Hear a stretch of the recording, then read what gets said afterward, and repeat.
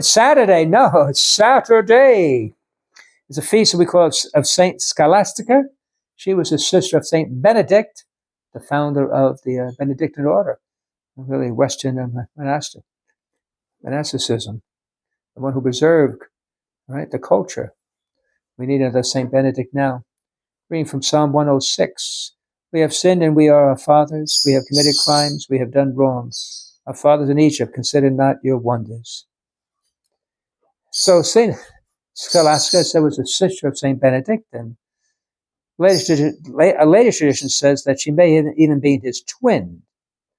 Now, whether it meant biologically or spiritually, that they share the same spiritual viewpoint, that's unclear. Anyway, she was dedicated to God at a very young age. She had a brother who was brought up together until the time he left to pursue his studies in Rome. And Scholastica will once a year go and visit her brother at the nearby place near his abbey, and they would spend the day worshiping together and discussing sacred texts and issues. They're these spiritual discussions. So one day, they had supper and continued their conversation. When Benedict indicated that it was time for him to leave, Scholastica, perhaps sensing the time of her death was drawing near, asked him to please stay with her for the evening so they can continue their discussion. So much she enjoyed being with her brother, having these spiritual discussions really uplifted her, touched her heart.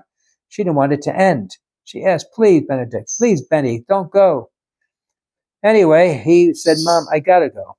Sister, excuse me.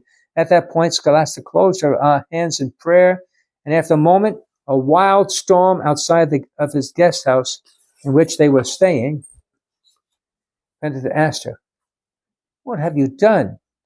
She said, well, I asked you and you would not listen, so I asked God, and he did listen. So go off if you can, leave me here and return to your monastery.